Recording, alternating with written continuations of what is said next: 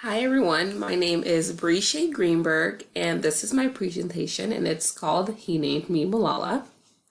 That's actually the name of the documentary that I used.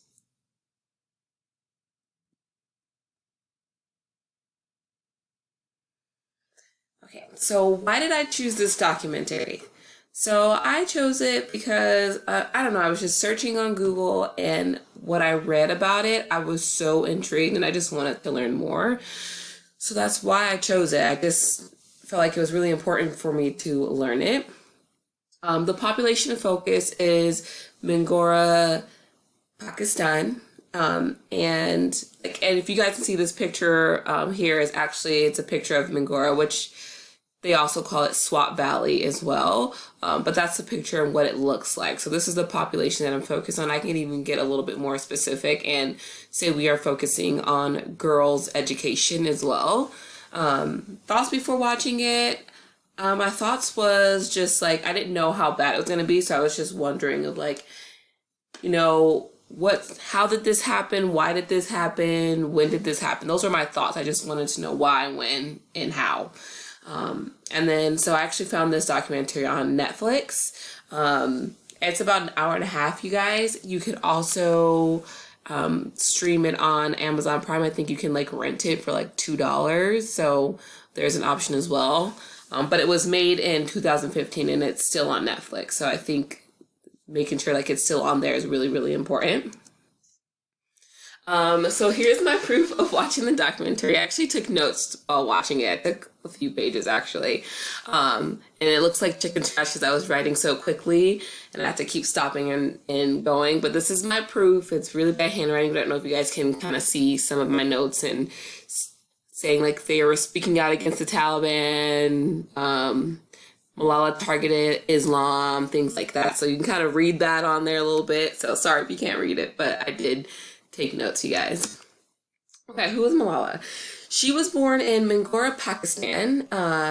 She actually has two younger brothers, and so her family, there's three kids all total.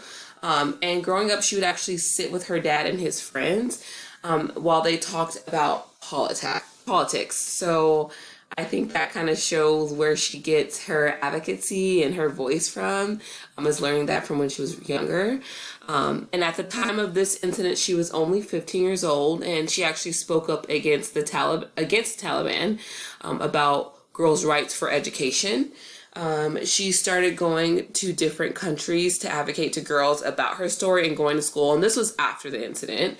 And then she also she was the youngest person to win a Nobel Peace Prize as well, because of everything that she's achieved and she's done. So we're going to get into that the next slide. Okay, so this is Malala, you guys. If you guys can see the top left corner, that is a picture of her, and then the top right corner is a picture of her family. So I was saying about 2009, her dad asked her if she would be willing to write a journal to BBC News about her life as a Pakistani. So they kind of just wanted to learn a little bit about what they were going through, what they were experiencing, and it was supposed to be an anonymous journal as well, so no one's supposed to know who was writing it. So she was writing about all of her experiences about going to school and her education and the Taliban and the things that they were doing. They were killing people at the time. And so she basically was just reiterating to the Americans what was going on. Eventually, the Taliban did find out. And Taliban is like an army there. And what they did is they just came in, they took over everything. They blew up police stations. They blew up schools. They blew up a lot hotels. They wanted to have power. And they actually ended up gaining power because they blew up a lot of places, and they had an army with guns and things, and they forced people to do things the way they wanted to do things. And so they did find out it was her, and even though she knew that they knew it was her, she still decided to do interviews and started to speak publicly to people about rights for girls and how girls should go, how important it is for girls to go to school. And so I think like she wasn't even, she knew that she could be killed, and she knew that she could be, because it was if you were against the Taliban, they would just kill you at this point.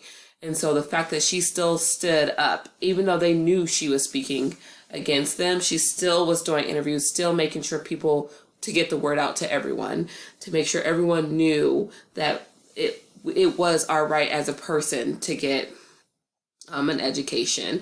And what happened is, I believe a couple years later in 2012, while she and a few of her other classmates were on a school bus, the Taliban, they came in and they shot her. They actually shot Malala in her head, which was, it almost killed her. So she did end up surviving, which is amazing.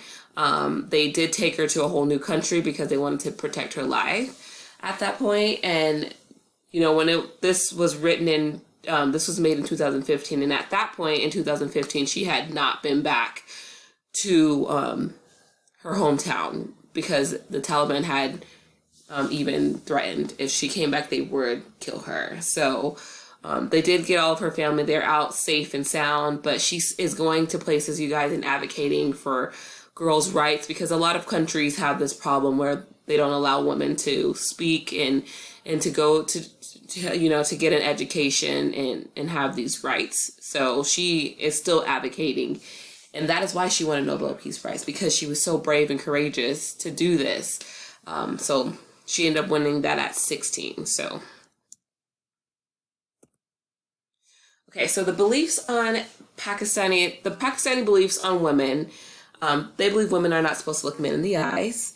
They are supposed to, you know, keep their head down at all times. Women are not allowed to shake hands up with men. You're supposed to keep your hair and your face covered at all times because it's seen as like you look nice and you have respect. They actually invest less on girls' education, even though the return on women's education is higher. And the girls are actually required to eventually take care of their siblings. So this is why I don't think they advocate as much for girls to go to school, because if they go to school, how are they going to take care of things at home? So, but you can kind of see this poll in 2011. And the reason why I grabbed this poll from 2011 was because this is around the time when everything was happening and when Malala was speaking out and she was advocating for women. It just says that Pakistan is the third most dangerous country for women in the world. And it cited more than 1,000 women and girls murdered in honor killings every year, and reported that 90% of Pakistani women suffer from domestic violence. So you can see how huge that was for them. But okay, so my experience, my thoughts and feelings during this documentary, I think I was just really shocked that something could happen or they could treat people this way. I just was confused that obviously it's different here in America, and we have those rights now because we, you know, in 2020 we fought for those rights for women to be able to get there. So and it's, you know, when this happened, 2011, 2012, and women's there still didn't have those rights. So I think that was a little shocking to hear, and to hear that they killed someone just for speaking about women being able to have rights for education. I just couldn't believe that. And what I learned about their culture is just that family, like loyalty to family is more important than anything. They put that over anything. So that's why a lot of times they don't talk. They're very private and conservative families. You're not supposed to talk to other family members or other people in their family about their families, and you're not supposed to talk about your own family and what's going on. So it's kind of like you live in silence. You don't know what's going on in their household. They don't know what's going on in your household. And I think that's why a lot of things, a lot of times they get away with things because they just don't know what's going on. And I also think, like, you know, what I learned is that, like, obviously, like, Pakistan is it's all mostly Muslim country.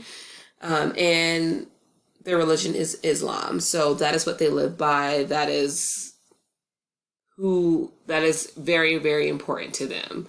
And the strengths that you know, Magora has is the strengths that they have, I think, is that they do have such a family is so important to them. I think that is a great strength to have. But it could also be a downside as well. So policies that have impacted this population is the first peaceful transition happened in 2011. And what that was is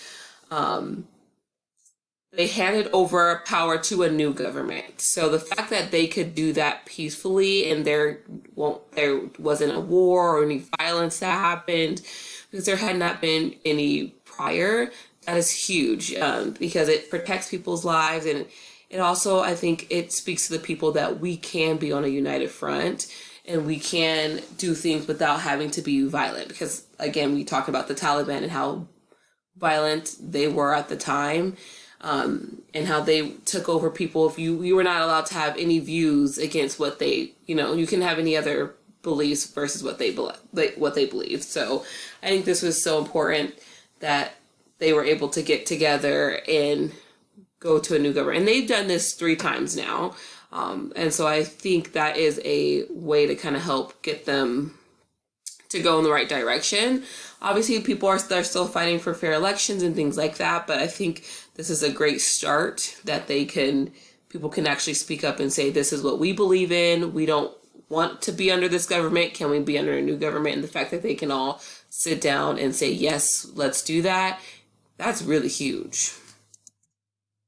Okay, so my thoughts and feelings after watching the documentary. I think after watching it, I think it was just, for me, very inspirational, that a 15-year-old could be so brave and courageous. I don't know if I could do something like that at age 15. I was, at age 15, I don't even know if I was thinking about advocating for others. And I think that helps, me as a social worker want to advocate and be brave for someone else. And so I think that's my feelings after. And I think also just thinking about, like, there are other people struggling in other countries, and we all struggle in different ways. And, I'm very big on women's right, and I feel we should have our rights and we shouldn't be put down because we're women.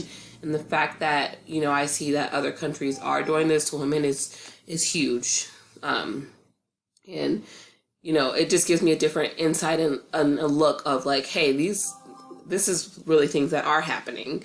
And then, so what can social workers do to support the population of focus? So I think social workers, what we can do here in the United States is we can kind of get in contact with some of the social workers in Pakistan and kind of learn a little bit more about what they are experiencing. Because I think it's a little different when you're able to connect with someone because they're there every day. They're able to learn a little bit more about what they need, and maybe there's resources that we can give them, or we can help in other ways to kind of help the people there. So I think that's important.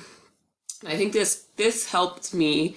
This experience helped, like, overall help shape my future as a social worker, because it helped me understand to be more patient with clients and be more empathetic and allow them to come around when they need to. It may not be the first session, and maybe take 3 sessions, 4 or 5 sessions for them to open up, because this is what they believe in. So I think I've learned that I have to be patient with everyone because everyone's culture is just so different and so unique. And then something I can do to be a change agent, I think what I can do is actually, I can enroll in a international social work organization. They may have tips and advice that may be different for what we do here in the United States on other countries. And they just I think they would probably just do things a little bit differently and see things differently. And so I think it's important for us here in the United States to kind of connect with international organizations to learn more, so we could be more open and things like that. So I think that would for sure help us, and that would help me be a better change agent, to learn and to kind of open up my horizons. So that's the end of it, you guys, and there's my references. That's all. Thank you for watching.